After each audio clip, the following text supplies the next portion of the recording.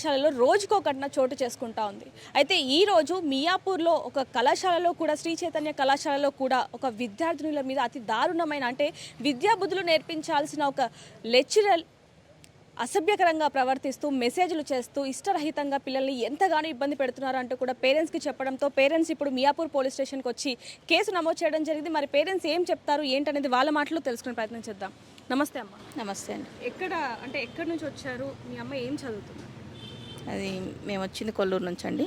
అమ్మ ఇక్కడ inter second year చదువుతుంది శంకరీ భవన్లో, శ్రీ చైతన్య కాలేజ్ శంకరీ భవన్. ఓకే. అంటే ఏం జరిగింది? మీ అమ్మాయి మీకు ఎప్పుడు చెప్పిందమ్మా? మా అమ్మాయి నిన్న చెప్పిందండి. ఇలా అంటే ఎప్పటి నుంచి ఇట్లా జరుగుతుంది కానీ అన్నీ ఎందుకులే అన్నట్టుగా ఊరుకున్నారు. కానీ రోజు రోజుకి ఇంకా అవి పెరిగిపోవడంతో తట్టుకోలేక పిల్లలు ఇప్పటికైనా మనం చెప్పాలి పేరెంట్స్కి అని తీసుకొచ్చి చెప్పారనమాట. అంటే ముందే మేనేజ్మెంట్కి ఏమైనా చెప్పడం కానివ్వండి, ఇవి ఏమైనా చేశారా? చేశారండి, ముందు చెప్పారు. ఆల్రెడీ మాకంటే ముందు వీళ్ళు ఈ పేరెంట్స్ వెళ్ళి మాట్లాడారు. నిన్న ఆల్రెడీ వెళ్ళి మాట్లాడినప్పుడు తనని తీసేస్తామని, కాలేజీ నుంచి తీసేస్తాము, ప్రాబ్లం సాల్వ్ అవుతుంది అన్నట్టుగా చెప్పారు. కానీ అది కాదు కదా, ఈరోజు మా పిల్లలు సఫర్ అవుతున్నప్పుడు రేపు ఇంకే పిల్లలు కూడా సఫర్ కావద్దు కదా, అందుకని మేము ముందుకు వచ్చి మాట్లాడుతున్నాం. అసలు మీ పిల్లలు ఏం చెప్పారమ్మా మీకు?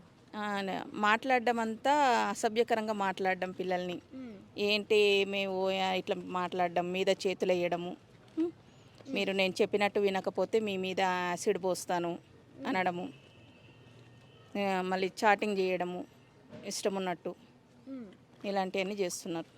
ఇప్పుడు మీరు పోలీస్ స్టేషన్కి వచ్చి ఫిర్యాదు ఇవ్వడం జరిగింది, అదేవిధంగా మేనేజ్మెంట్ని కూడా కలిశారు. మేనేజ్మెంట్ ఏమంటున్నారు మీతో? మేనేజ్మెంట్ అనేది ఏం లేదండి, ఒక్కటే మాట అంటారు, ఆయన తీసేస్తాము అంటారు. అంతవరకు వాళ్ళు చెప్పింది. నిజంగానే తీసేస్తారా లేకపోతే తీసేస్తాము అంటున్నారు? అంతే, తీసేసాము అనేది లేదు క్లారిటీ మాకు, తీసేస్తాము అన్నమాట చెప్తున్నారు. మొత్తం ఎంతమంది బాధితులు ఉన్నారమ్మా ఇప్పుడు విద్యార్థిని? ఇప్పుడు మేము ముందుకు వచ్చాము ఒక నలుగురమే, కానీ ప్రతి ఒక్క స్టూడెంట్ ఇదే సఫర్ అవుతుంది ఆ కాలేజీలో. అందరు పిల్లలతో మేము కూడా మాట్లాడాం. ఇందాక మాట్లాడినప్పుడు చాలామంది పిల్లలు వచ్చి చెప్పారు ఇట్లనే చేస్తున్నాడు సారు అనేసి. అంటే ఇప్పుడు మీరు చెప్పారు చాలా మంది పిల్లలతో అంటే విద్యార్థినిలతో ఈ విధంగా ప్రవర్తిస్తున్నాడు. మరి మేనేజ్మెంట్కి ఇంతమంది పిల్లలు చెప్పినప్పుడు ఫిర్యాదు చేసినప్పుడు మరి మేనేజ్మెంట్ ఏం పట్టించుకో? ఎలాంటి ఇది లేదండి, అంతే. సో మీ పిల్లలు కూడా ఉన్నారమ్మా? మొత్తం ఎంతమంది ఉన్నారు? ఇద్దరు ఉన్నారు మా పాప. ఇక్కడ ఉన్నారు. అంటే శ్రీ చైతన్య కళాశాలలో ఎంతమంది ఈ బాధితులు ఉన్నారు? 40 మెంబర్స్ ఉన్నారు. 40 మెంబర్స్ ఉన్నారు. 40 మీకు ఏమని చెప్పారమ్మా? సేమ్ ఇదే చెప్తున్నారు. మమ్మల్ని ఎట్లా పడితే అట్లా గలీజ్గా మాట్లాడుతున్నాడు, ఎక్కడ పడితే అక్కడ చేతులు వేస్తున్నాడు అని చెప్తున్నారు. మరి మీరు ఇప్పుడు మేనేజ్మెంట్ దగ్గరికి వెళ్ళాము. వాళ్ళు ఎలాంటి సమాధానం చెప్తున్నారు? నిన్న వెళ్ళి మాట్లాడితే మాదే తప్పు ఉంది, మేము పంపించేస్తాము, ఉంచము కాలేజీలో, రాడు ఇంకా అని చెప్పారు. అంటే మేము విన్నది ఏంటంటే నిర్లక్ష్యపు సమాధానం చెప్తుంది మేనేజ్మెంట్ అనేది కూడా విన్నాము. అంటే ఏ విధంగా నిర్లక్ష్యపు సమాధానం? పిల్లలు ముందే వెళ్ళి మాట్లాడి ఇట్లా మెసేజ్లు పెడుతున్నాడు, చాటింగ్ చేస్తున్నాడు అని చెప్పి మెసేజ్లు చూపిస్తే పిల్లల దగ్గర నుంచి ఫోన్లు గుంజుకొని డిలీట్ చేసేసారట. అవి మాకు పేరెంట్స్కి చూపిస్తారేమోనని వాళ్ళే డిలీట్ చేశారు. పిల్లలు వేరే ఫోన్లకు పంపించుకొని అవి మాకు చూపించారు. అంటే ఎప్పటి నుంచి ఇదంతా కూడా సాగుతుంది? చాలా రోజుల నుంచి నడుస్తుందంట. కానీ ప్రూఫ్లు అడుగుతారు కదా, ఇప్పుడు కాలేజీకి వెళ్ళి ఇప్పుడు ప్రిన్సిపాల్ తోటి వాళ్ళతోటి మాట్లాడినప్పుడు ప్రూఫ్లు అడుగుతారు కదా, ఆ ప్రూఫ్ల కోసం ఆగారు. ఆ ప్రూఫ్లు తీసుకొని ఇప్పుడు ఈరోజు బయటకు వచ్చారు. ఓకే. అంటే దాదాపుగా కొన్ని నెలల నుంచి కూడా ఇదంతా కూడా సాగుతుంది. మేనేజ్మెంట్కి చెప్పినా కూడా వాళ్ళు పట్టించుకొని పరిస్థితి అని చెప్పి పట్టించుకోవట్లేదు. అవును, పట్టించుకోవట్లేదు. ఇంకేం చెప్తున్నారమ్మా? మరి మేనేజ్మెంట్ ఏమంటున్నారు? మొత్తానికి ఏమనట్లేదు, వాళ్ళు అసలు ఏం సమాధానం చెప్పట్లేదు. లేడు, ఇక్కడ లేడు, రాడు అని చెప్పేమో చెప్తున్నారు. తీసుకురమ్మంటే తీసుకురావట్లేదు. అంటే ప్రస్తుతానికి ఆ కాలేజ్లో మాత్రమే లేడు, వేరే కాలేజ్కి తరలించారు అనేది ఒక వార్త ఉంది. మరి అది నిజమేనా లేకపోతే నిజంగానే విధుల్లో నుంచి తీసేశారు? అది తెలియదు. వాళ్ళు పక్కకైతే పెట్టేశారు. ఈరోజు పేరెంట్స్ వస్తారేమో అని నిన్నటి నుంచి దాచి పెడుతున్నారు, బయటికి తీసుకురావట్లేదు. తీసుకురమ్మని మేము అడుగుతున్నాం, తీసుకురావట్లేదు.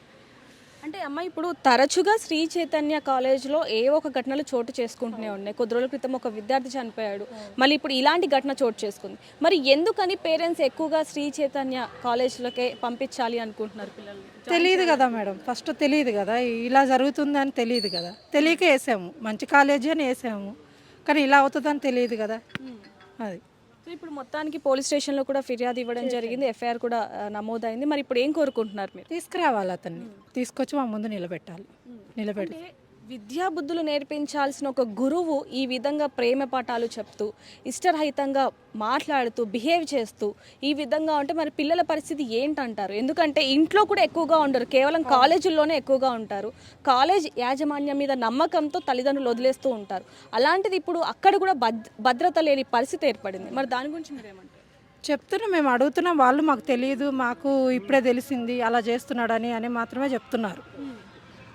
అది ఇవాళ మా పిల్లలు అయ్యారు, రేపు ఇంకా ఉన్నారు కదా 40 నెంబర్స్. ఇప్పుడు 40 నెంబర్స్ బయటకు వచ్చారు. ఈరోజు వీళ్ళు ఇంకా 2 నెలలు ఉంటారు, పక్కకి వెళ్ళిపోతారు. తర్వాత ఇంకా వస్తారు కదా, ఆ పిల్లలకు కూడా ఇదే పరిస్థితి అవుతుంది. అది కాకూడదని ఈరోజు బయటకు వచ్చారు, బయటకు వచ్చి మాట్లాడుతున్నాం. సో ఇప్పుడు అతను దొరికే అవకాశం ఉంది అంటారు. ఉంటాడు, ఎక్కడికి వెళ్తాడు? ఉంటాడు, తీసుకురావాలి. తీసుకొచ్చే వరకు ఊరుకోం మేము, తీసుకురావాలి. ఒకవైపు నుంచి విద్యార్థుల సంఘాలు కూడా ధర్నా చేస్తున్న పరిస్థితి అని చెప్పొచ్చు. మరి వాళ్ళు ఏం మాట్లాడతారు అనేది వాళ్ళ మాటలను తెలుసుకుందాం. నమస్తే అండి. మీరు ఏం చెప్తారు? అంటే తరచుగా శ్రీ చైతన్య నారాయణ కాలేజ్లో ఏవో ఘటనలు చోటు చేసుకుంటూనే ఉన్నాయి. ఇప్పుడు శ్రీ చైతన్య కాలేజ్లో విద్యార్థినుల మీద అతి దారుణంగా ప్రవర్తిస్తున్నారు ప్రొఫెసర్స్ అనేది. దాని గురించి మీరేమంటారు? మేడం, ఒకటి ఇప్పుడు మీరు చూసుకుంటే ఒక వారం ముందు కూడా హైదర్నగర్ క్యాంపస్లో ఏదైతే విద్యార్థి చనిపోయిండో ఆ క్యాంపస్లో లేని డీన్ ఆ రోజు మేనేజ్మెంట్ మీ స్పందన ఏంది అని చెప్పి అడుగుదామని వెళ్తే ఒక ప్రిన్సిపల్ కానీ ఏజీఎం కానీ డీన్ కానీ ఎవరు ఉండకుండా క్యాబ్ తీసుకొని పారిపోయిన పరిస్థితి ఆ రోజు మనం చూసినాం. మరి ఈరోజు ఒక లెక్చరర్ మీ క్యాంపస్ నుంచే ఇట్లా లైంగిక వేధింపులు గురి చేస్తూ విద్యార్థులను అసభ్యంగా ప్రవర్తిస్తున్నప్పుడు మరి ఆయన కోసం ఒక dean, academic dean, principal, 2 vice principal, management మొత్తం కూడా ఆయన కొమ్ముగాయడానికి వచ్చి అతను అట్లాంటోడు కాదు, ఇతను ఫస్ట్ టైం కాదు అని చెప్పి సిగ్గు లేకుండా సమానం చెప్పే పరిస్థితి ఉందంటే కేవలం ఇదంతా కూడా కార్పొరేట్ కాలేజీలు కేవలం ఫీజులు దండుకోవడానికే చేస్తున్నాయి తప్ప విద్యార్థులకు మంచి పాఠాలు చెప్పాలి, ఒక విద్యా సంస్థలో చేయాల్సిన పనులేవి కూడా వీళ్ళు చేసే పరిస్థితిలో లేవు. ఇప్పుడు మనం చూసుకుంటే ఇప్పుడు మన దేశంలో సర్వేపల్లి రాధాకృష్ణ లాంటి గురువులు పుట్టిన దేశం ఇది. అట్లాంటి దేశంలో ఇట్లాంటి పోకిరీలని, రౌడీలని, గూండాలని, రేపిస్టులని, కామాంధులని తీసుకొచ్చి విద్యార్థులకు చదువు చెప్పమని చెప్పి నువ్వు చదువు చెప్పుకోవడానికి మేము 1 లక్ష నుంచి 3 లక్షల రూపాయలు ఫీజులు కట్టాలి విద్యార్థులు. మరి మొన్న చనిపోయినప్పుడు ఆత్మహత్య చేసుకున్న విద్యార్థి మీద ఏంటి మీ సమానం అని చెప్తే ఆ రోజు సమానం చెప్పుకోవడానికి రాని మేనేజ్మెంట్ ఈరోజు మీ లెక్చరర్ తప్పు చేసాడని తెలవంగానే ఉరుకులు పెరుగులు ఆగమేఘాల మీద తీసుకొచ్చి ఉన్న మేనేజ్మెంట్ అందరూ కూడా వచ్చి క్యాంపస్లో కూర్చొని ఏం సమానం చెప్దామని చెప్పి చూస్తారు. ఇది అంతే ఏంటంటే మేడం వీళ్ళంతా కూడా ఇది ఒక కార్పొరేట్ మాఫియా. ఇదేం ఫస్ట్ టైం జరుగుతున్నది కాదు. ఇదే క్యాంపస్లో ఇదైతే ఇప్పుడు ఈరోజు జరిగింది ఫస్ట్ టైం ఈ క్యాంపస్లో. పక్కన ఇంకో క్యాంపస్ ఉంది శారదా భవన్ అని, పక్కన ఇంకో విశిష్ట భవన్ అని ఇంకో క్యాంపస్ ఉంది. ఈ క్యాంపస్లో కూడా ప్రతి సంవత్సరం 1 నుంచి 3 సంఘటనలు జరుగుతూనే ఉన్నాయి.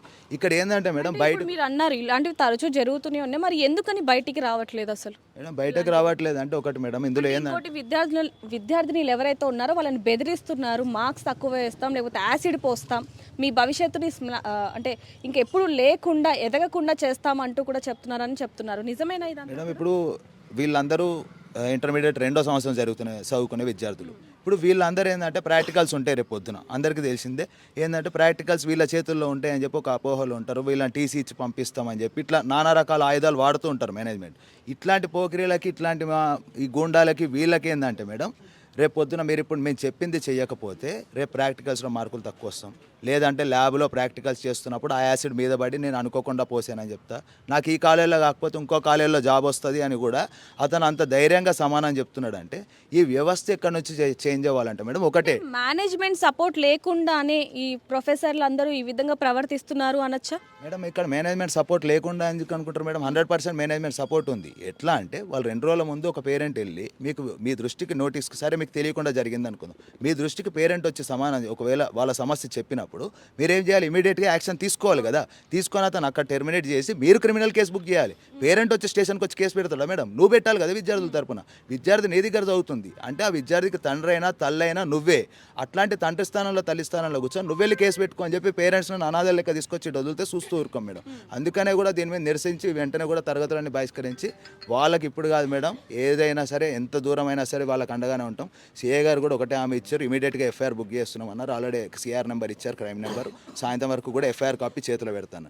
దీని మీద ఇప్పుడు సెక్షన్స్ ఎఫ్ఐఆర్ కాపీ వస్తే వాళ్ళు 3 సెక్షన్స్ ఏమేమి ఆల్టర్ చేశారు, అసలు ఏం పెట్టారు అనేది అది తెలుస్తుంది.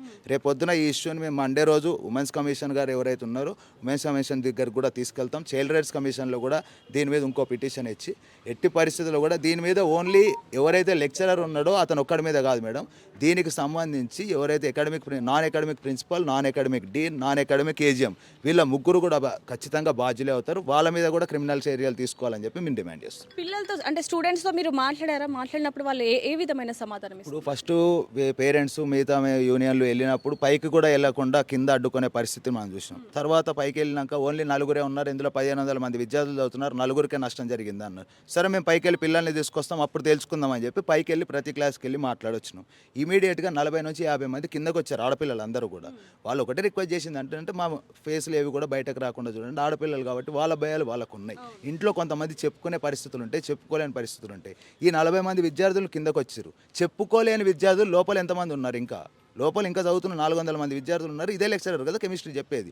మరి ఇతను తెలియకుండా ఇంకెంతమందిని వేధింపులు గురి చేశాడు? ఓన్లీ చాటింగ్లు అసభ్యంగా ప్రవర్తించడమేనా? ఎవరినైనా కలబోలు మాటలు చెప్పి లొంగ తీసుకునే ప్రయత్నం ఏమైనా చేసిండా? అసలు ఏం చేసిండు? ఇతని మీద సమగ్ర దర్యాప్తు ఇదంతా కూడా మేనేజ్మెంట్ చెయ్యాలి కదా. నిమ్మకు నీరెత్తినట్టుగా వాళ్ళు కూర్చొని ఏం తెలియదు, మా ఫీజులు మాకు కడితే చాలు, మేము ప్రాక్టికల్ మార్కులు అప్పుడు చూసుకుందాం, మా ఫీజులు మాత్రమే మాకు కావాలనే దానికి ఈ ధోరణి ఏదైతే ఉందో ఇది మానుకోవాలి. డిఐఓ గారు కూడా ఒకటే చూసుకొని ఈ లెక్చరర్ని ఏ కాలేజీలో కూడా ఉద్యోగానికి పనికిరాడు, ఉద్యోగానికి అనర్హుడు అని చెప్పి ప్రకటించి ఇతను ఈ కాలేజీలో కాదు ఎక్కడ కూడా ఈ కాలేజీలో పనిచేయకుండా చేసి అతని మీద చర్యలు తీసుకుంటే మళ్ళీ ఇట్లాంటి ఘటనలు పునరావృతం కాకుండా ఉంటాయి.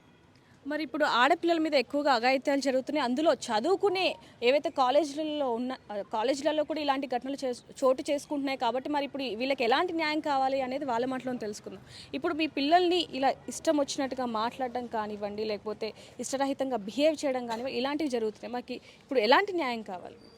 ఇలాంటి ముందు జరగకూడదండి. ఎందుకంటే ఇప్పుడు ఈరోజు ఈ పిల్లలు సఫర్ అవుతున్నట్టు ముందు తరం వచ్చే వాళ్ళకి కూడా ఇలాంటిదే ఎదురవుతుంటుంది కదా. ఇట్లా చేస్తుంటే ఒక గురువు ఒక స్టూడెంట్ మీద ఇట్లా చేస్తున్నప్పుడు ఇంకా గురువుని నమ్మితే ఇంకా అంతకంటే దారుణం ఏముందండి? ఇంకా నెక్స్ట్ పిల్లలు ఏం నేర్చుకుంటారు? ఒక విద్య చెప్పే గురువే ఇలాంటి వాడు ఉన్నప్పుడు అలాంటి వాడిని అసలు ఉండనివ్వకూడదు. అలాంటి వాళ్ళు ఉంటే ఇంకా సమాజం మొత్తం నాశనం అవుతుంది. కాబట్టి అలాంటి వాడికి ఎక్కడ కూడా ఉద్యోగం దొరకకుండా చేయాలి, తగిన బుద్ధి చెప్పాలి. ఒక తండ్రిగా మీరేమంటారండి? అంటే ఆడపిల్ల అంటే ప్రతి ఒక్క తండ్రికి కూడా ప్రాణం అని చెప్పొచ్చు. మరి ఇప్పుడు మీ కూతురు మీద ఇలా ఒక ప్రొఫెసర్ అంటే విద్యాబుద్ధులు నేర్పించి మంచి ఏంటో చెడేంటో చెప్పాల్సిన ఒక ప్రొఫెసర్ ఈ విధంగా ప్రవర్తించడం దాని గురించి మీరు? అదే స్వామి, ఆయన ఏంటంటే మనం అడిగితే కూడా వాళ్ళు ఏం చెప్తున్నారంటే, లేదండి మా దగ్గర అలాంటి లేదు, పిల్లలు ఇప్పటివరకు మాకు ఏం చెప్పలేదు అంటే. మా దగ్గర ఒక 2 గంటలు ఉంటారు, మీ దగ్గర 8 గంటలు ఉంటారు స్వామి. మీరు చూసుకోవాలి క్యాండిడేట్ ఎలా ఉన్నారు, మీరు తీసుకునేటప్పుడు చూడాలి, అవన్నీ ఎంక్వైరీ చేసుకొని తీసుకోవాలి. ఆల్రెడీ ఒక దగ్గర ఇష్యూ అయిందని అడిగాము అంటే, లేదండి ఈ కాలేజీ కాదు, ఆయన కాదు అని చెప్తున్నారు. లేదు స్వామి, నేను ఆల్రెడీ నా కొడుకు ఇంతకుముందు వేరే కాలేజీలో సేమ్ శ్రీ చైతన్యలో చదివాడు, అక్కడ కూడా ఇదే ఇష్యూ మీద తీసేశారంట. ఓన్లీ మీరు ఏంటంటే ఇక్కడ నుంచి ఇంకో దాంట్లోకి షిఫ్ట్ చేస్తున్నారు, తెలిసి కూడా ఎందుకు మారుస్తున్నారు అని అడిగితే దానికి ఏం సమాధానం లేదండి, ఆయన వేరు ఈయన వేరు, ఈయన కాదు అని చెప్తున్నారు తప్ప. అయితే నేనేమన్నా వాళ్ళని అడిగాను, ఓకే తీసేసాను అంటున్నారు కదా, మీ లెటర్ ప్యాడ్ మీద ఆయన మొత్తానికి సస్పెండ్ చేసినట్టు నాకు ఒక లెటర్ ఇవ్వండి అని అడిగాను.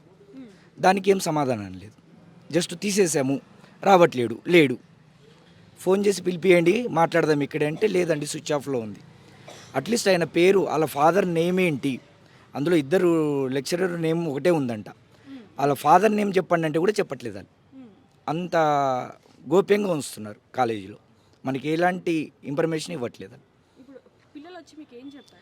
పిల్లలు ఇంటికి వచ్చేసరికి నేను బయట ఉంటాను కాబట్టి మాలలో ఉన్నాను, మిసెస్తో చెప్పారంట, ఇలా బిహేవ్ చేస్తున్నాడు, ఇలా అంటున్నాడు స్వామి ఇది అంటే. నేను ముందు అన్నాను, లేదు స్వామి ఒకసారి డైరెక్ట్ వెళ్ళి మాట్లాడితే ఏం చెప్తారో చూద్దాము, దాన్ని బట్టి డిసైడ్ చేద్దాము అంటే, లేదు ఆల్రెడీ నిన్న పేరెంట్స్ వచ్చి ఇట్లా మాట్లాడారు, వాళ్ళకు కూడా ఇలా అని చెప్పారు, కానీ మళ్ళీ వాళ్ళు వెళ్ళిన 1 అవర్లోనే మళ్ళీ వచ్చి క్లాసెస్ తీసుకున్నాడు.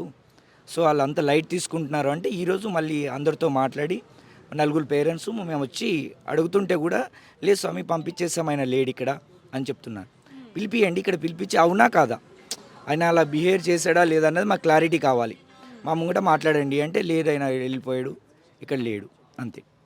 అంటే నిర్లక్ష్యపు సమాధానం చెప్తున్నారనే చెప్పొచ్చు. అంతే, అసలు సమాధానం అంటే లేడు, ఒకటే సమాధానం, ఇంకో సమాధానం లేదు వాళ్ళ దగ్గర, లేడు.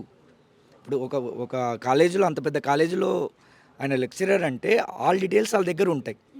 ఆధార్తో మామూలు ఒక దగ్గర మనం రెంట్కి ఇస్తే ఒక పర్సన్కు ఆధార్ కార్డు తీసుకుంటాం, అలాంటిది కూడా ఆ స్వామి దగ్గర ఆధార్ కార్డు లేదు, ఏమీ లేదు. అంటే ఆ ప్రొఫెసర్ హరీష్కి సంబంధించి ఎటువంటి ప్రూఫ్స్ కూడా లేవు అంటున్నారు. వాళ్ళని అడిగితే ఫాదర్ నేమ్ ఏంటి స్వామి దాంట్లో రాస్తాం మేము పేపర్లో అని చెప్తుంటే తెలీదండి మేము కనుక్కొని చెప్తాము ఇలాంటి సమాధానాలు చెప్తున్నారు. మరి అలా ఎలా వీళ్ళు సెలెక్ట్ చేసుకుంటారు? దానికి వాళ్ళ దగ్గర ఎలాంటి సమాధానం లేదు. ఏది అడిగినా కానీ లేదండి తీసేసాం అంటే ఇప్పుడు ఆ లెక్చరర్ ఉన్నాడు అంటే దాన్ని మొత్తం కనుక్కొని ఆయన ఎంత చదువుకున్నాడు ఏంటి ఆ డీటెయిల్స్ అన్ని తీసుకొని ఇంతకుముందు ఎక్కడ చేశాడు ఆయన బిహేవియర్ ఏంటి ఇవేం తెలియకుండా తీసేసుకోరు కదా. అదే నేను అడిగాను. మరి మీరు ఎలా తీసుకున్నారు అట్లా మాకు చెప్పాలి కదా. లేదు ఇంతకుముందు కూడా ఆల్రెడీ కంప్లైంట్ అంట, మాకు ఇప్పుడు తెలిసింది ఆల్రెడీ ఇంతకుముందు ఒక పాపది అదా అయిందంట, జస్ట్ మాట్లాడేసి పంపించారంట. మరి అలా తెలిసినప్పుడన్నా తీసేయాలి కదా. ఇప్పుడు ఇంతమంది వచ్చి మాట్లాడితే కానీ ఆ క్యాండిడేట్ను సైడ్ చేయలేదు అంటే మేనేజ్మెంటే అట్లా ఉంది. సో ఇక్కడ చూడొచ్చు, ఒక్కరు కాదు ఇద్దరు కాదు, దాదాపుగా 40 మంది విద్యార్థినుల మీద అయితే ఈ విధంగా ఈ ప్రొఫెసర్ బిహేవ్ చేశారంటూ కూడా ఇప్పుడు ఇక్కడ కంప్లైంట్ ఇవ్వడం జరిగింది. మరి పోలీసులు ఏ విధమైన యాక్షన్ తీసుకుంటారనేవి తెలిసి చూడాల్సిన పరిస్థితి ఉందని చెప్పొచ్చు. మరిన్ని వివరాల కోసం చూస్తుండండి RTV కెమెరామ్యాన్ సూర్యతో, రిపోర్టర్ దేవిక, హైదరాబాద్. మరిన్ని వీడియోస్ కోసం ఛానల్ సబ్స్క్రైబ్ చేయండి. లేటెస్ట్ అప్డేట్స్ కోసం వాట్సాప్ ఛానల్ ఫాలో అవ్వండి. అండ్ లింక్ డిస్క్రిప్షన్ లో ఉంది.